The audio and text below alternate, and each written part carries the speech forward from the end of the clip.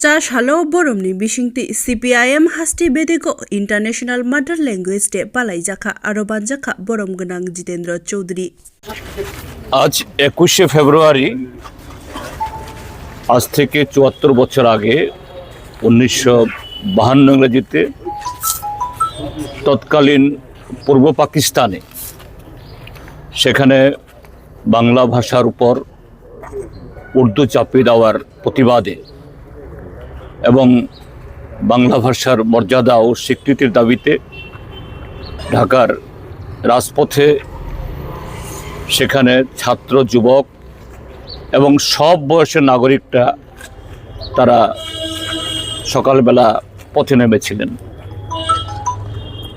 সেই আন্দোলনের উপর তৎকালীন পাকিস্তানের স্বৈরাচারী সরকার নির্বিচারে গুলি চালায়। সালাম আব্দুল বরকত সহ ৫ জন সেদিন সেখানে শহীদ হন।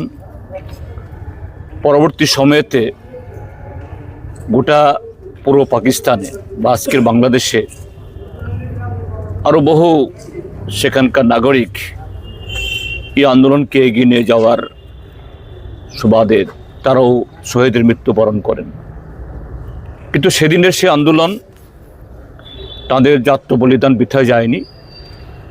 সেই ৫২ আন্দোলন থেকে গোটা পূর্ব পাকিস্তানে সেখানে স্বাধীনতার বাংলাদেশের যে নতুন জাতি হিসাবে গঠনের আন্দোলন বিকশিত হয় এবং সেটাই ১৯৭১ ইংরেজিতে মুক্তিযুদ্ধের মাধ্যমে এবং এই উপমহাদেশের বিশেষ করে আমাদের ভারতবর্ষের ১০০ কোটি মানুষের সমর্থনে স্বাধীন বাংলাদেশে জন্ম হয়।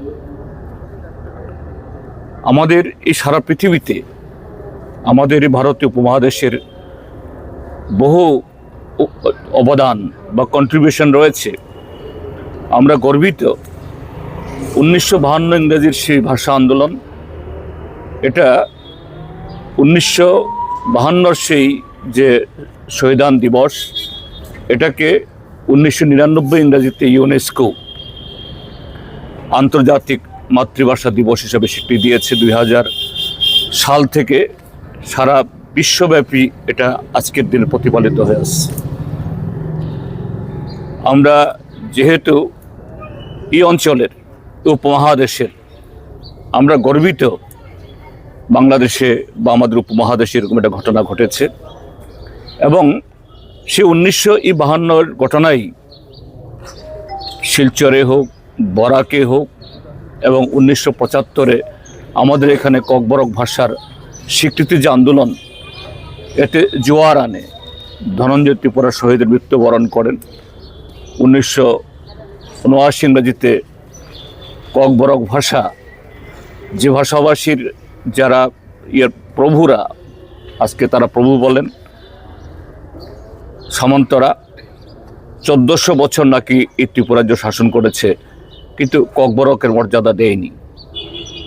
সেই ককবরক ভাষা ১৯৭৯ ইংরাজির ১৯শে জানুয়ারি বামফ্রন্ট সরকারের হাত ধরে রাজ্য ভাষার মর্যাদা পায় এবং সে ভাষার বিকাশের জন্য আজও সেই লড়াই চলছে।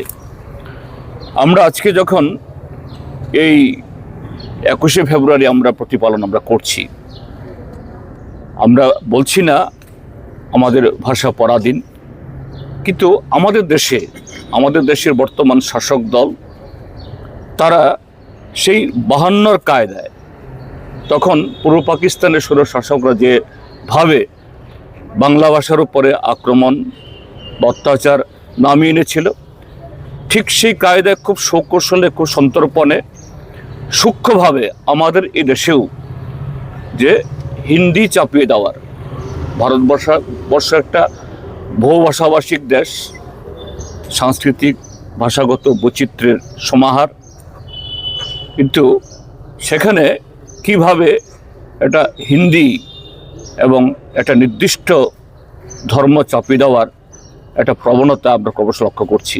এবং অতি দুর্ভাগ্যের, মাত্র গতকাল আমাদের দেশের যিনি মাননীয় স্বরাষ্ট্রমন্ত্রী অমিত শাহ মহোদয় আমাদের রাজ্য সফর করে গেছেন।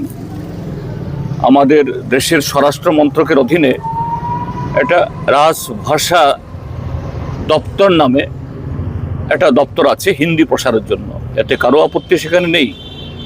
আমি যখন সাংসদ ছিলাম আমিও ওই কমিটির একজন সদস্য ছিলাম, সেই কমিটির একটা সভা এখানে করেছে। কিন্তু এই সভাতে এসে তিনি যেভাবে বক্তব্য রেখেছেন যে উত্তর পূর্বাঞ্চলের প্রায় 40টা এরকম এই আদিবাসীদের ভাষা, তিনি বলছেন এদের প্রত্যেককে দেবনাগরী এই অক্ষর স্ক্রিপ্ট নিয়ে তাদের ভাষা লিখতে হবে, প্রায় থ্রেট, হুমকির মতো। দেবনাগরী যদি ব্যবহার না করা হয় তাহলে এই ভাষাগুলো বিকাশের জন্য কোনো রকমের সাহায্য করা হবে না।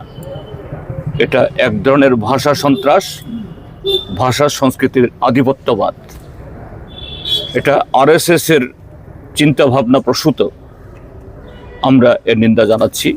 আজকেরই পবিত্র দিনে আব্দুল বরকত সালামদের শহীদান দিবসে, আন্তর্জাতিক মাতৃভাষা দিবসে আমরা আমাদের মাতৃভাষার স্বাধীনতা, যে স্ক্রিপ্ট হোক বা অন্য যা কিছু, সেই অংশের জনগণ তার সংখ্যাগরিষ্ঠ তারা যা চাইবেন সেটাই হবে সেই স্ক্রিপ্ট বা অন্য যে কোনো ধরনের ভাষা সংক্রান্ত নীতি।